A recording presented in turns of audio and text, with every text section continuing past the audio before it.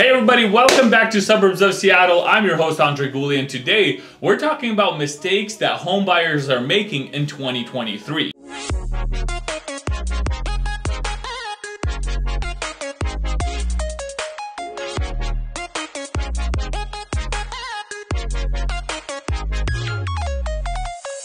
Now, my biggest one that I want to talk about, my pet peeve, so to say, is writing off everything possible on their tax returns.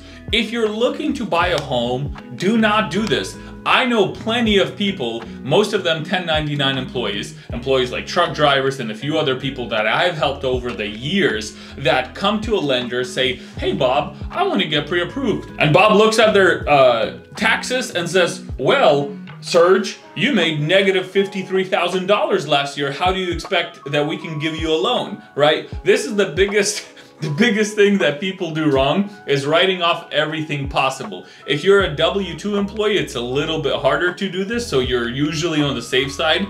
But if you're a 1099 employee or any business owner for that matter, you want to make sure to show as high of an income as possible in order to get approved for top dollar. So do not write off everything possible on your tax returns.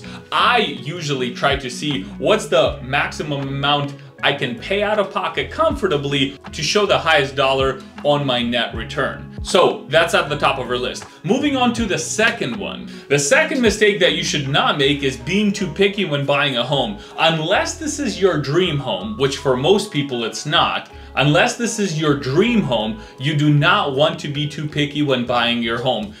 Always remember that you're gonna be living in this house usually for 5 to 7 years on average, right? So it's not your lifetime home. If it's a dream home, forget about it, be as picky as you want. But in most cases, it's not. I helped out plenty of buyers. About 99% of my buyers probably are not buying their dream home right now. They're just buying the first home or the second one that they're turning into a rental or want to turn into a rental. In that case, hey, if the color is off, don't worry about it. If the washer and dryer needs to be replaced, forget about it, it's fine. A few $1,000 later, you'll have some new washers and dryers. Home Depot, I just picked up some for my rental. $448 for a washer and dryer, Hot Points. I can throw them in the link below if you guys are looking for a washer and dryer. The point is, don't be too picky, okay, when buying a home. Being too picky, overanalyzing is gonna cause you to do nothing, to write no offer, to not get a home in contract, and then you're gonna be wondering 10 years later and saying, you know what, honey, dang it, we should have bought that house, and it's gonna be $500,000 more expensive. Potentially, who knows what's gonna happen. Anyways, don't be too picky. Third mistake that buyers are making is being scared of monthly payments. Now, hey, I'm right there with you. I just bought a place. My mortgage payment is insanely higher than what I wanted to pay. One thing that I want to encourage you on is to try to think more creatively. If you're buying a house, let's say it's a split entry home, which a lot of the homes in our markets are split entry homes. They were built in the 70s, usually 78, 79. And when you come in, you have stairs that go up and down. Think creatively. Hey, what if I just live in the top part, build a wall, and rent out the bottom, right? Then I can afford this $4,000 mortgage payment because the bottom can rent for $2,200, right? Think along those lines if that's what you're okay with, right? If you don't want to rent it out and you just want to make the mortgage payment yourself, that's totally fine. But think creatively, and if there's a property on the market that you really want, but the payment scares you, don't say, oh, I can't afford it. Say, how can I afford it, right? Just one quick little tip to help you buy a property that you can then move out of after living there for a year or two to avoid capital gains, and then you'll most likely rent it out anyways, right? Now, point number 4, mistakes that buyers are making is looking at a house that's been on the market for 30 or 40 or 50 days and saying, dang, these guys are overpriced, but I don't want to write an offer on it. I'm too scared to write a lower offer, $50,000, $60,000, $70,000 less. You know what? Come to me. I'm not scared of writing any kind of offer. I don't care if we get rejected.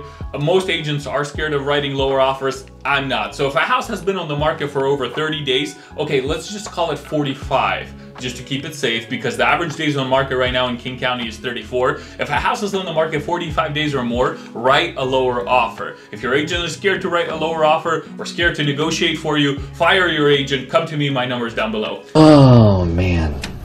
Okay, I have to fire somebody. Moving on to the next one. You know what? This is probably my biggest one. Waiting for the crash, okay? The market's crashing. Nuh-uh. Who knows what's gonna happen? Since 2015, I've heard, oh boy, hundreds of opinions. It's gonna crash, it's not gonna crash. We're going to the moon, it's gonna crash. God only knows what's gonna happen, people. So if you're waiting for the crash, you might be waiting until you're 80 or 90 years old. I mean, who knows? I know the state of the economy right now is uncertain. Everybody's scared, there's layoffs. But here's one thing that is always true. You're always gonna need a place to live. The only question is, do you wanna pay your landlord or do you wanna pay yourself? And if you want to pay yourself, and again, the mortgage is kind of high, see my other tip where we just talked about trying to be a bit creative and figuring out how can you afford this home, right? So don't sit around waiting for the crash. Who knows when that's going to happen? I have a lot of people right now that are in the market now that were also in the market 2 years ago and didn't buy then and are regretting it because prices are still not coming down. And interest rates are high still. So we're kind of at this, what do you call it? Stalemate? I think that's what they say in chess. It's kind of in this, let my face do the talking. Anyways, you get my point.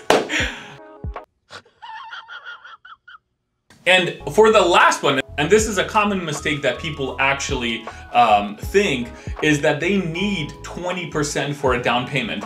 Guys, I've bought 5 properties now, and not one of them did I ever buy with 20% down. I think the most I ever paid was 5. You buy one, you live in it for a year, you can buy another one with 5% down. Appreciation goes up, you rent it out, whatever the case is, you're able to do that. 5% down is the most that I ever paid for a property. Now, some people pay 20, doesn't matter, but you don't need 20% down in order to buy a home. Anyways, with that, I'd like to say thank you so much for watching this video. I'll catch you in the next one.